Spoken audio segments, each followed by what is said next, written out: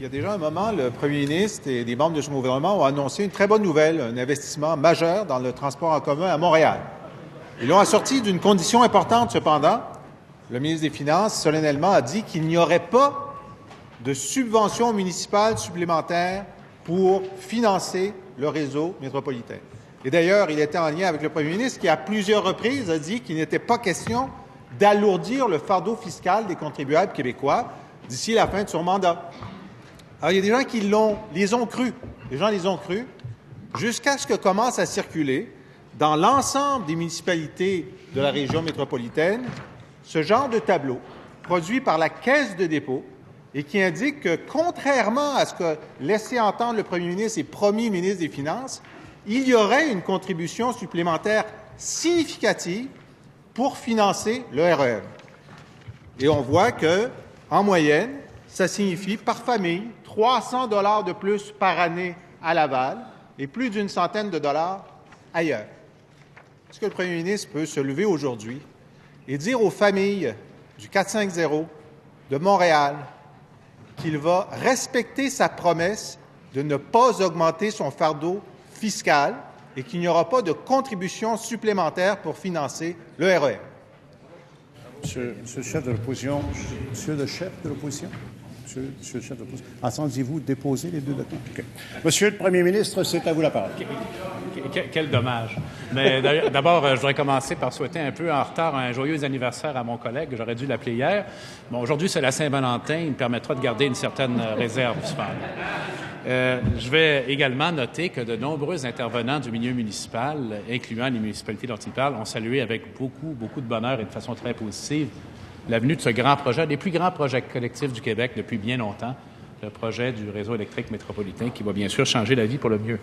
Il n'est pas question, effectivement, merci de me donner l'occasion de le répéter, et mon collègue du ministre des Finances opine du bonnet en même temps, il n'est pas question ni d'alourdir, Monsieur le Président, le fardeau fiscal des contribuables, ni de modifier les structures de financement municipal pour ce beau projet qui va améliorer le Québec, transformer Montréal véritablement en une métropole du 21e siècle. Et comme beaucoup d'autres projets, il aurait été réalisé par un gouvernement libéral, Monsieur le Président. Première complémentaire, Monsieur le chef de l'opposition. Je suis très heureux d'entendre le premier ministre dire ça, mais est-ce qu'il pourrait le dire à la Caisse de dépôt et de placement? Parce que dans un document non confidentiel et non secret, disponible sur leur site Internet et mis en ligne à la fin du mois de janvier, alors c'est tout récent, ils refaisaient ce même calcul, disant que la contribution des municipalités de la région métropolitaine serait de 310 à 324 millions de dollars par année. Alors, peut-il nous dire, lui, pourquoi la Caisse de dépôt dit ça? Monsieur le premier ministre. Monsieur le Président, c'est une évaluation préliminaire, puis le cadre financier n'a pas été complété. Maintenant, je pense qu'on trouve toutes sortes de façons de dire qu'on est contre le REM sans le dire de l'autre côté. Je pense que c'est clair. On a vu ça dans d'autres dossiers également. Alors, oui, on a vu ça dans certains dossiers pétroliers dont on parlera certainement ici dans cette Chambre. Alors, je vais répéter qu'il n'y a pas d'alourdissement du fardeau fiscal des contribuables qui va résulter de ce beau projet. C'est un projet très important pour l'avenir du Québec et en plus, c'est un projet vert, c'est un projet de transport électrique qui ne va pas, plutôt que le contraire, il ne va pas augmenter nos émissions, on va les diminuer.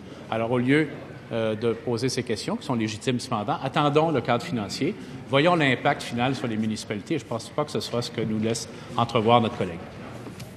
Deuxième complémentaire, Monsieur le chef de l'opposition. Bon, d'abord, je note que le premier ministre contredit des chiffres publics de la Caisse de dépôt. Il contredit aussi des chiffres qui ont émané du ministère des Finances et qu'on lit dans les journaux. Pourquoi refuse-t-il d'avoir une commission parlementaire où on pourra leur poser des questions et avoir des vraies réponses? Parce que là, ce qu'on nous dit, c'est que ce sont des chiffres préliminaires. On verra après. Mais ils vont commencer à construire dans quelques mois. Est-ce qu'on pourrait connaître la facture avant? Monsieur le premier ministre. Alors, j'espère, Monsieur le Président, qu'on va effectivement commencer à construire dans les échéanciers. C'est une très, très bonne nouvelle.